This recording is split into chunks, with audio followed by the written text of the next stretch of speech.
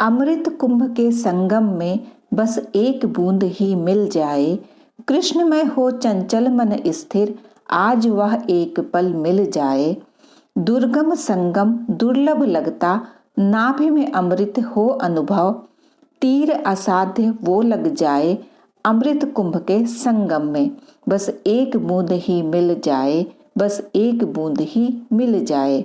राधे राधे दोस्तों, आप सभी का आपके अपने चैनल धर्म शक्ति में स्वागत है। जैसा कि हम सभी जानते हैं कि वर्ष 2025 में प्रयागराज में महाकुंभ लगने जा रहा है। ये महाकुंभ है जो 144 साल बाद लगता है। प्रयागराज में महाकुंभ 13 जनवरी दिन सोमवार की पूर्णिमा के साथ आरंभ होगा।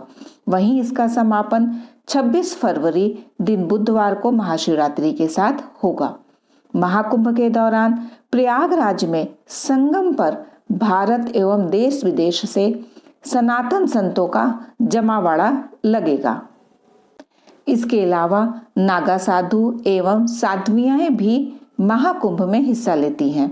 महाकुंभ के दौरान शाही स्नान का भी बहुत महत्व माना गया है।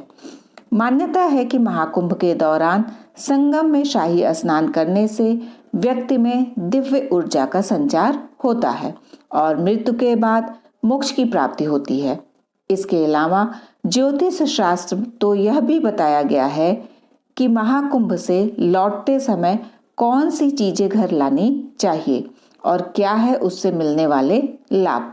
अगर आप भी महाकुंभ जाने का प्लान बना रहे हैं तो ऐसे में आइए जानते हैं कि महाकुंभ से घर आते समय कौन कौन सी चीजें हमें अपने साथ लानी चाहिए और उसका हमारे जीवन में क्या प्रभाव पड़ता है।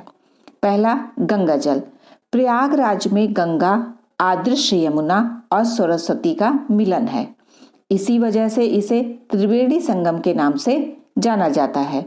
महाकुंभ में संगम घाट पर स्नान करने के बाद गंगा जल अवश्य लाना चाहिए, क्योंकि त्रिवेणी संगम के जल में गंगा, यमुना और सरस्वती का जल होता है। ऐसी मान्यता है कि त्रिवेणी संगम के जल को लाने से घर में खुशियों का आगमन होता है और घर में नकारात्मक ऊर्जा भी समाप्त होती है, साथ ही सकारात्मक ऊर्जा का संचार होता है।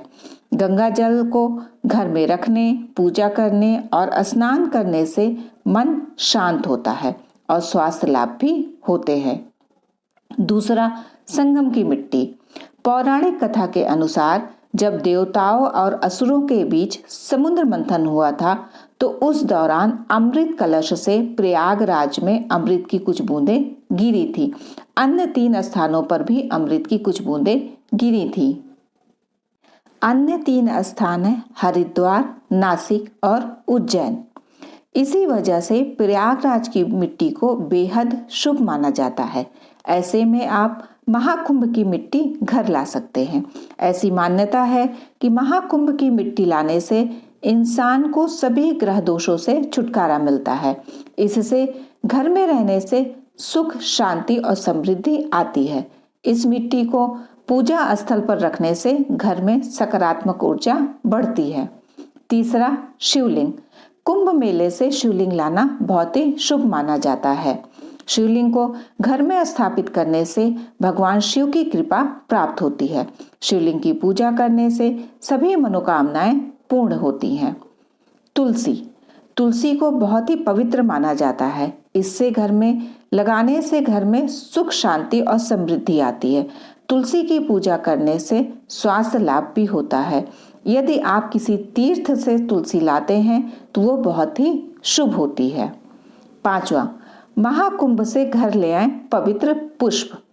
मंदिर से लेकर पवित्र नदी तक के माध्यम से आपको जहां भी पूजा के फूल दिखे उसे अवश्य घर लाए। यहाँ तक कि साधु संतों के द्वारा भी आपको आशीर्वाद में अगर फूल मिले तो उसे भी घर में अवश्य लाकर रखें। इससे घर के संकट दूर हो जाते हैं और घर में पारिवारिक शांति भी स्थापित होती है। छठा, महाकुंभ से घर ले आए भोग। महाकुंभ जितने लंबे क्षेत्र में लगता है उन सभी स्थानों पर पड़ने वाले मंदिर में विशेष भोग लगाया जाता है। ऐसे में उस भोग को अवश्य घर लेकर आएं। इसके अलावा महाकुंभ में जो खान पान की व्यवस्था होती है वह किसी दिव्य भोग से कम नहीं होती है। ऐसे में उसे भी आप घर लाकर रख सकते हैं। इनमें से आपके लिए जो चीज भी संभव हो वो आप अवश्य अपने घर के लिए लेकर आएं। आप सभी को महाकुंभ महापर्व की अग्रिम शुभकामनाएं। आप और आपके परिवार पर माता लक्ष्मी और श्री हरि की कृपा सदैव बनी रहे। राधे राधे दोस्तों।